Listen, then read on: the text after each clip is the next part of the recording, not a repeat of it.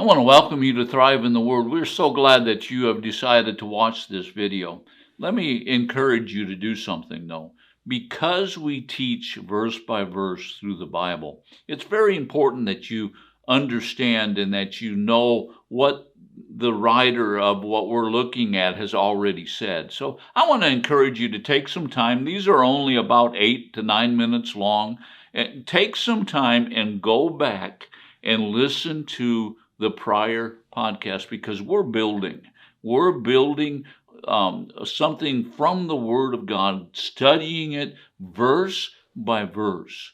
Now today we're in 1 John, the 3rd chapter, verse number 10.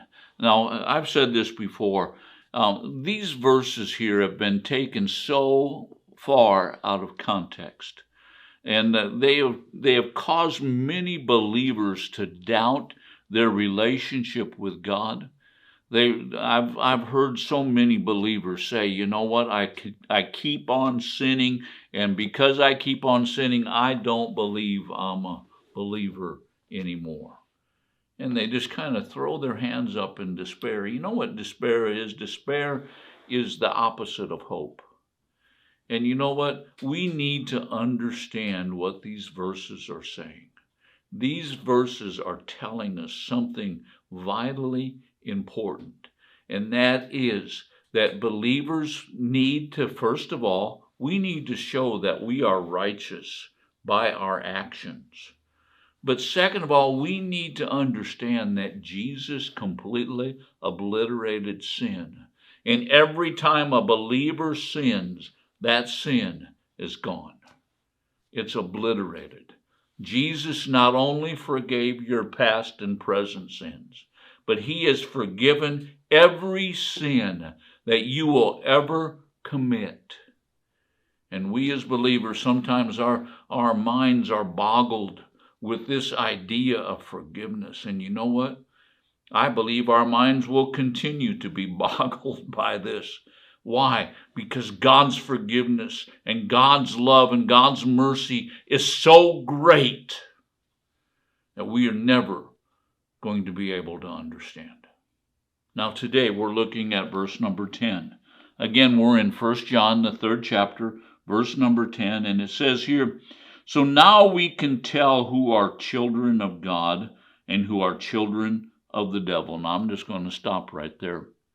You see, the whole reason why John wrote this is because he wanted the people in the area that they're living in, he wanted them to stand out.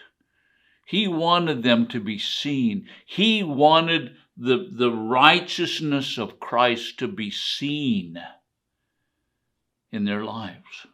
You know, one of the things that's happened in the church is the church has become very worldly. Now, I'm not talking about light shows and fog machines and all of this other stuff. The church has become worldly in their attitudes.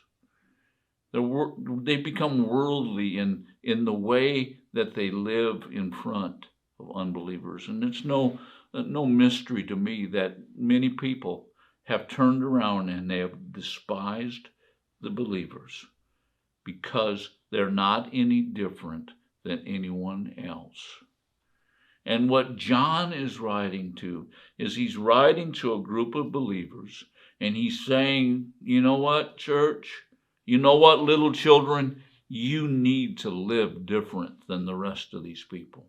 You cannot live like a believer or an unbeliever, you cannot live like an unbeliever and be an effective example in the world that you're living in. They need to see your righteousness, not self-righteousness. You know, we've had enough self-righteousness in the church. They don't need to see our self-righteousness. What they need to see is us proclaiming the truth and then realizing that our righteousness comes because the righteous King lives on the inside of us, because Jesus is on the inside of us, because the life of God is on the inside of us. That we are living righteous because we have been forgiven. And so John says we can tell, we can see who the children of God are, and we can see who the children of the devil are.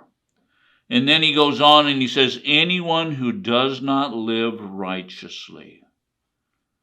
And now John is going to bring this thing home, and we're going to pick it up in our next podcast in just a few minutes. But John says this, he says, anyone who does not live righteously and does not love other believers does not belong to God. What's he saying?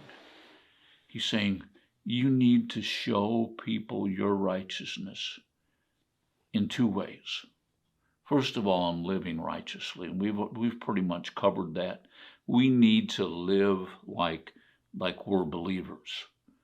We don't do the same things. You know, and I've talked about the church already in this podcast, but you know the word church means the called out ones. It's the Greek word ekklesia.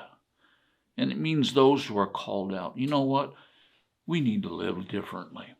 If we make mistakes, you know what? We need to apologize for the mistakes we made. You know what? If we sinned, we live above that sin. Not because we are self-righteous, but because the life of God lives on the inside of us. So we live differently. But John brings up something here at the end of this verse. And he says this, he says, and does not love other believers. So we live differently, but we love differently. And here John has gotten very specific. And he's talking about loving other believers. He's not talking here about loving the world and the people of the world. We need to do that also. But John is pointing a finger at the church, and he's saying, guys, you need to love each other. You need to be an example of the righteousness of God on the inside of you by living righteously, but now also you need to love each other. You need to love other believers. You know, I remember years and years ago, there was a television evangelist that fell in sin.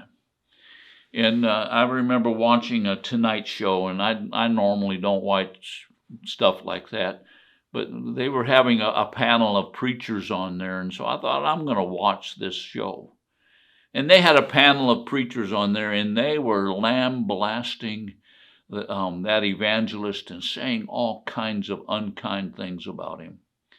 And then E.V. Hill says, you know what, one thing I know. He said, if I ever sinned, I'm not going to tell these guys. And you know what? They were being such bad examples of believers because they weren't loving a man who had fallen in sin. Now, I leave you with this idea. Are you living your righteousness? And are you loving other people and showing your righteousness? Think about that today.